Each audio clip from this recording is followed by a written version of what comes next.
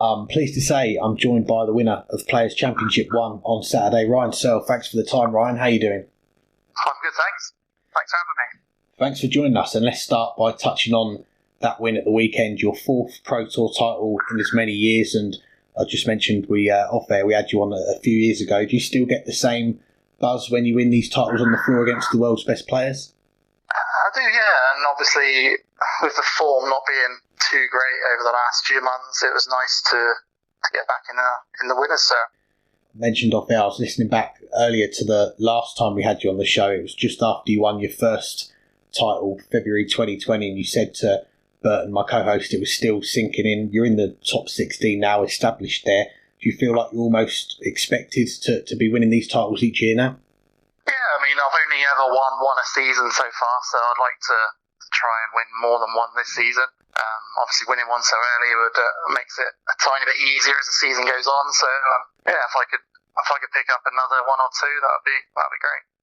Yeah, a good start. And I guess the only thing missing on Saturday was getting back to the hotel room and seeing Matthew Edgar leaving you some roses and chocolates on the bed. So how did you mark this win? Was it just a bit of some rest before playing again on the Sunday? To be fair, it's the first of my partner Sophie's ever been to a Pro Tour in the 6 years, and lucky enough I went on one. So it was getting on, it was like nearly 7 o'clock and we were getting a bit hungry, so we ended up ordering in a KFC in the end. We didn't bother going out, and that was about as far as celebrations went, to be fair. Happy days. Well, there's a lot to cover from the last 3 years. We'll touch on your rise to becoming a regular now on TV. You've made your debuts in the Match Play, the Grand Prix, European Championship, the Masters, and just looking back at last year, you played in all of the TV ranking events. How have you found that transition to playing more on TV? Yeah, I feel like I'm more used to TV cameras now, and yeah, it's just something that's nice to feel a bit more comfortable with rather than nervy, you know. So I think the European tours, it was the first time last season that I was in all the European tour events, and when I first joined the PDC, I wanted to be in every single one. I qualified for the first European tour event that I entered, and I remember I lost to Paul Nicholson and stayed for the weekend and just sat in the crowd, and I was thinking, I'd love to be in all of them down the line. And no, I hated it last season. All that travelling just got on top of me in the end, and it was more of a chore than enjoying the darts. So I'm trying to change that mindset around now for this season, so I can stay seeded for all of them. Then I'll probably pick and choose the ones I go to, because I know now which ones are a bit of a nightmare to get to, and you just manage the schedule better, really. Yeah, I found it interesting. You mentioned on your interview on Saturday that you didn't enjoy the Euro Tours last season. So how much of a jump was that for you from going from 1 or 2 Euro Tours a year to then being in all 13 in 1 year? And I'm guessing that the time away from the family as well. Yeah, I mean, like, you can be away 4 weekends on a trot in, 4 different places in Europe, and, it's not easy. You travel there, you don't play well, and then come home and you're off to the next airport, and you turn up, and, it can get on top of you, and I did let it get on top of me, really. So like I say, I'm going to make a few changes this season and try and pick up my results. Yeah, you said about a change in mindset this year. What are the things that you're looking to change? Are you maybe going to skip some of those Euro Tour events where possible, so you're not playing in all of them? Yeah, like I say, I'll try and skip a couple of Euro Tour events. Last season I missed 3 Pro Tour weekends just because they were at awkward times, and to be fair, I think 2 of them were in Germany, and 1 was in between 2 Euro Tour events, so I'd have had to have gone to the Euro Tour, been home for 1 or 2 days, straight to Barnsley, home for a day, off to the airport, and so I just skipped it in the middle. But yeah, it's just managing the schedule better, really. No, that's fair enough. Well, one of your best runs to date came at the end of 2021, the run to the final of the Players' Championship finals, getting past Brendan Dolan in the semi-finals. What was that experience like then, going back on the stage and playing in your first major final? Yeah, that was insane. I've said to a few people that just the atmosphere playing a semi-final of a major tournament just felt different. I don't know, just a massive amount of pressure, and it's something that obviously I've learned from going forward. And obviously to play in the final and lose by the odd leg was a little bit gutting, but I think obviously like I said in my interviews afterwards, I think the right player won that final, but that experience is something I'll never forget. I get people that I speak to now, they say, I was at Minor when you played in the final, and they've never known an atmosphere like that when they would chant my name, and, that's something I'll never forget. Yeah, it was such a close final going all the way to a decider, and when you hit that 177 to lead a double, you see Peter stepping up for the 62. What is going through your head? Did you have that feeling he was going to hit it, or were you hoping you might have put enough pressure on to get a chance? Yeah, afterwards he seems to think he didn't really know what I scored and what I had left, so he was probably oblivious to what I had just left, really, so that probably helped him, but he nearly missed a single 20, didn't he, on that shot to leave the double 16, and that's what players like him do. They hit that double when it's needed, and that's what he did.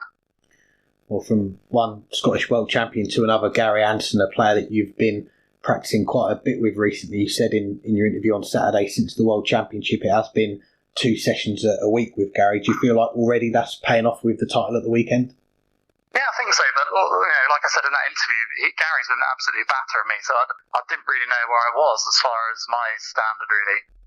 But also in the same aspect, like I said in that interview as well, that when you play against the standard that Gary does in practice, and the way he has been playing after Christmas, you play against people and it just feels a bit easier, so those sessions have definitely been paying off. Yeah, we can see that, and we saw for him as well at the Masters with that big average that he has, and you see a lot of players on the tour during the events, but is Gary has he got the best practice game you've come across? Oh, 100%, yeah, 100%.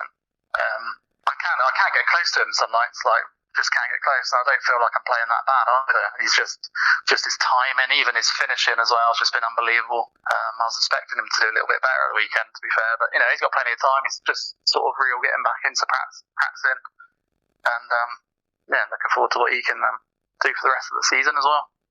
Well, back to you, and from the chat that you had with Burton a few years ago, you said that you'd look at his ranking tables that he'd post back in the day, and you knew you had £8,000 for making the final with the first Pro Tour last year dropping off. So how closely do you look at the rankings to help you maybe set goals during the season? Yeah, I only really looked at that because I'd seen that I was going to be dropping out of the seedings for the Euro Tour events, and I was sort of thinking, I'd like to stay there, even though I've didn't really enjoy it last season, but I'd rather be in the position where I was still seeded and I can pick and choose rather than having to go to the qualifiers.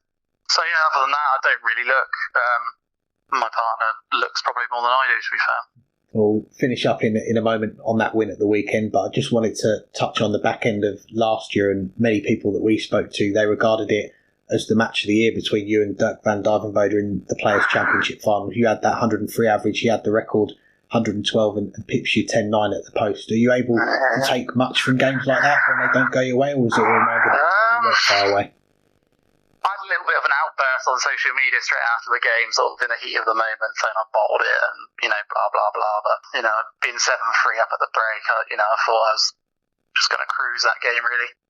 When he averages 120 for the last, 9 or 10 legs, whatever it is, I took out 121 finishes for 12 darters, and I had to hit him, otherwise he was going to win the leg, because every time on my throw he was down on, 81, 86 after 9. Pressure was on me all the time, and he said to me afterwards, that's the best he's ever played, and I was thinking, thanks for that, because he did the same to me at the match play as well, where he was 8-all, and he went out in 11 and 12 to win the match there as well, to win 10-8, so it was nice to get a little bit of revenge, but try and do it on a bigger stage at some point. Yeah, you got one back on him at the weekend, and the last year ended with the World Championship, the game with Jose de Sousa 3-0 up in sets before he fought back. When there is such a long break between events from the Worlds to the Masters, do you give yourself a bit more time to reflect on games like that, or do you still try and move on quickly? The de Sousa game, I was 3-0 up, but I feel like I was 3-0 up, we were both playing bad, and I don't know, I was lucky to be 3-0 up, and I just basically continued to play bad and lost 4-3, so it's just one of them. I heard a couple of my friends saying I was getting a lot of stick on social media, people saying I absolutely bowled it and blah, blah, blah. But, if I was averaging 100 plus and, absolutely smashed him, and then I, dropped off an average, 75 or something, I could, understand that, but I think I was just equally bad the whole way through the game, so, it's just one of those. Take it on the chin, move forward. And yeah, with the Masters, obviously 5-2 up against Jizzy and lose. We had a laugh about that the weekend. Obviously, that was the first time I've seen him since the Masters, and he came over and congratulated me for winning Saturday. And he said, "Oh, you didn't have anyone take any 1-6-1s out against you, did you?" And I sort of had a laugh, and that's that. It's just a game of darts at the end of the day, and I feel like I've got a lot more in the tank to prove to myself going forward, and just see where it takes me. Yeah, well, you definitely bounced back at the weekend with that title, beating Luke Humphries, Dirk, who we mentioned, Johnny Clayton in consecutive games. Then in the final, the 1-5-2 finish, winning 6 legs in a row on the way to beating Jamie Hughes, and you called it your B game. But how satisfying is it to win a title without hitting your top gear? Yeah, it's great. I mean, obviously, like I said in that interview as well, that my B game in the past was, I'll be out first game, so I feel like I've got that grit and determination where even if I'm not playing my absolute best, that it's still a standard that can compete with people, so yeah, it's great. And obviously winning the final was the cherry on top, really. I didn't even realise it was 100 average in the end. Didn't feel that good, but yeah, that was a surprise. But yeah, it's always nice to win a title. And just lastly, before we let you go, off the hockey, I used to love watching the lives that Matthew Edgar did with you two in the hotel rooms, you there as his roommate, and the one time you said about the possibility of seeing Rey Mysterio when the wrestling was nearby. I won't repeat your exact words on air, but did you I can't say I've watched them, no, but I can't remember who it was. One of my friends was saying the other day about it was good when we done the live in Germany when Dazza came and joined us as well, and we had the 3 of us on there. That was a good laugh, that was. And I do miss those days with Edgar and Aaron Beanie as well. We used to have a good laugh on tour. Always used to practice together as well, but times move on, and it's just the way it is. Good times. Well, the good times carried on for you at the weekend with that title. Congratulations on the title, Ryan, and we wish you all the best for the rest of the year as well. Cheers, mate. Thank you very much.